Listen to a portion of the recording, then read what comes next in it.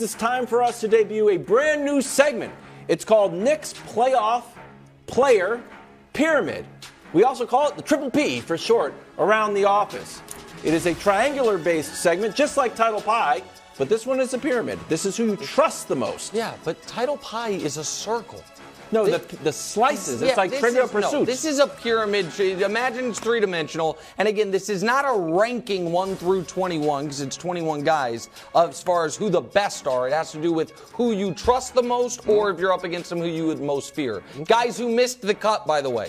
Domantas Sabonis, Zion and Paul George injuries. Triple J was very close. And, of course, Austin Reeves. Here is the final level, 16 through 21. He just hasn't shown me quite enough yet. All right, Fox and Shea will be new to the playoffs, but they have been so great. These might be your two first-team All-NBA guards. I'm not saying they will be, but they're in consideration. Right. Despite having not been in the playoffs, give them credit. Anthony Edwards was 25 a game in the playoffs last year. Brunson was great in the playoffs last year. Trey was great in the playoffs 2 years ago. And Clay just still... You don't want to see Clay on the other side of the court in a playoff game. You just don't. I think I heard that somewhere. On this table. You heard it from a lot of people ever since he had saved the Warriors season against the Thunder in 2016, that amazing third quarter. 11 through 15, these guys are already certified killers who have won playoff games all by themselves. Donovan Mitchell's multiple 50-point playoff games. We have seen Ja be awesome in the postseason. We have seen Devin Booker be the leading scorer on a finalist. We have seen Drew Holiday be the best player on the court in a finals game. Well, probably second best to Giannis, but best player, better than anyone on the opposing team. And Jaylen Brown, at various times last year on their run to the finals, was better than Tatum in individual games. 7 through 10. These guys have won series by themselves, two of them. I shouldn't say by themselves, but yeah, Anthony Davis in New Orleans did it, and Jimmy Butler, we saw it in Miami a few years ago. He's always been great in the playoffs. Embiid and Jokic, the last 2 years have been the first and second in MVP voting. They have been good, but not dominant come the postseason. As far as a team success level, that should come sooner than later for at least one of them. My guess is it's Embiid. Now to the unimpeachables, the top six. What rings would mean for each of these three guys is fascinating to me. Tatum made man forever. Kawhi, he then gets his third ring with his third different team and vindicates his move to Los Angeles.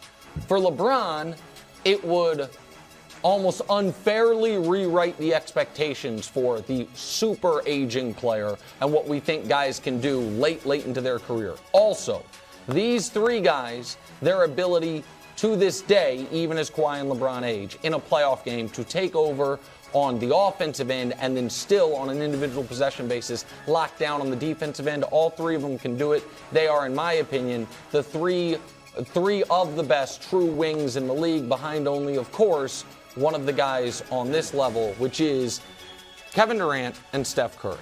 These two guys, send double teams at them, and you just pray. There is no real defense for him. He's hoping that they're off and hoping their teammates miss shots. And even when you send doubles at them, they still can win a game, win a series, win a championship. We're yet to see Durant really be able to win the championship when you send doubles at him throughout. But he's been so great this year that you believe that is coming. And then, of course, at the top of the pyramid, Giannis. Giannis, who last year in the series they lost. He averaged 32, 14, and 7 for the postseason. The last time we saw him in the finals, he averaged 35, 13, 5 on 60% with 3 40-point games and a 50-piece. That, Chris Broussard, is your playoff player pyramid. I don't often say this on this show. In fact, I don't think I've ever said this on this show. Nick, you're done good. Oh, thanks, buddy. I mean, this is a good... I really can't find any issues with this pyramid. I think it's objective. Wow. You put KD and Steph ahead of LeBron. That's objective. Do you have an issue with where I have Jokic? No, not yet, because, again, objectively, you got Embiid on the same line. Yep. So that's fair. Butler, people could try to argue, is a little high. He's not of the caliber of those three players, the other three on his line. But in the playoffs, he steps up. Here's my issue. And since you've been objective, I want to see if you stay objective. Oh, here we go. We all know your pick to not only win, now is to win the East. is Philadelphia. I think they were the pick to win it all, right? Over Dallas? No, it was Dallas. Oh, it was Dallas over Philly? Okay, here's my thing. Honestly, I see 2 Bucks, Giannis, and Drew, who's better than Embiid overall, or at least is close if you want to nitpick and argue, and Drew Holiday. Yeah. I see 2 Boston Celtics. Yep, that's right. Jason Tatum, Jaylen Brown. And if I go to the West, 2 Lakers, 2 Suns. We go on 2 Warriors even. I see 1 76er. That's true. How in the world are they going to win the East when they only have 1? And there are other players on here who are as good as Embiid. And then they have a teammate who's better than his best. This is not simply who I think's going to win. It is about what you have proven. And James Harden has not proven that anyone should fear him in the postseason except for people betting on his team. I am aware enough to understand that.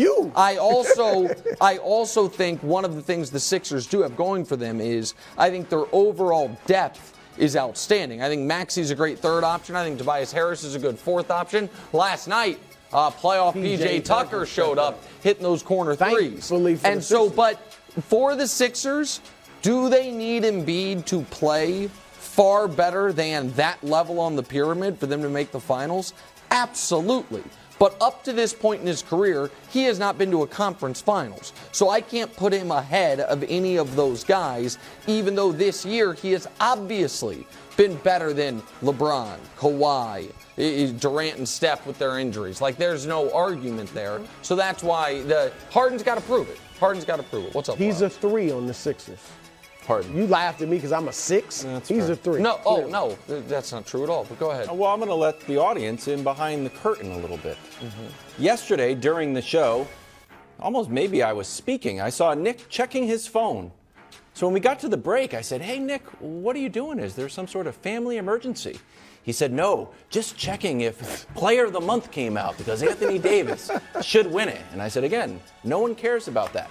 So it's just an interesting way to say we sure have been singing Anthony Davis's praises over the last few weeks. Oh, Anthony Davis, one of the top 10 guys. Oh, Anthony Davis, leading the Lakers. I thought the Lakers were going to miss the play-in, but Anthony Davis has single-handedly lifted them up. Well, what if I told you that there was someone playing better than Anthony Davis that nobody wants to talk about? Wow. Yes. In fact, he was traded for Anthony Davis. His name is Brandon Ingram. Wow. Since March 19th, Brandon Ingram, 7-2. He's averaging almost 30 points a game. He's had 5 30-plus games, and his plus-minus is plus 93. But nobody wants to talk about Brandon Ingram. And I think everyone on this show wrote off my frisky Pelicans like, Zion's hurt, moving along slowly. Jose Alvarado, who might come back. Let's write off the Pelicans. They're just going to fall down. But Brandon Ingram said, no. 7-3 in their last 10. I think Brandon Ingram, if they sneak in, make a little bit of noise. I think he deserves a little bit of respect from this show. Well done. Okay, who are you taking off? Well done. It's a 21-player pyramid. That was a nice long soliloquy that somehow made Brandon Ingram better than Anthony Davis, which he's not. It doesn't take into account the defensive end. And I was checking a player of the month. Do you think Brandon Ingram should win it? Because he's not going to get any votes, my friend. That was March 19th, not March 1st. I would add someone to this. No, you can't. That's not how the pyramid works. Add Brandon Ingram. Who are you taking off? Take somebody off. I'm not taking anyone off. Take somebody off. Take Trey off. You could argue to take Trey off. It would have to be Trey. It would have to be Trey. Yeah, or maybe he played Edwards. so well in the playoffs. He's going to show Anthony up. Edwards was excellent in the playoffs last year, except for that he went for that saved stupid Luka. steal. I can't take him off. Yeah, you can't take Jalen Brunson off. I mean, I don't know. Who are you taking off? Brunson, you could. I mean, it's tough. Exactly. But that's why Ingram it's a great has pyramid. been great. Ingram has been great. Ingram's been excellent. But it's going to be. I tell you what, him and Zion. It's going to be an interesting. Again, 2 players when they that play like the together. ball in their hands. So like Yeah, 2026. I don't know when Zion. Well, I think Zion will be back. I don't know. I hope about so. that. Take the reins off. The reins haven't worked anyway. Let him play. If Zion, by the way, I would put Zion on the pyramid ahead of Ingram if he were back instantly. Instantly? Instantly. So if he plays, Trey's out, Zion's in. Frisky Ingram's Pelicans. been great. Mac Jones not being traded. Thank goodness. Thanks for watching. Subscribe here to get more from the show and to check out clips from other shows on FS1.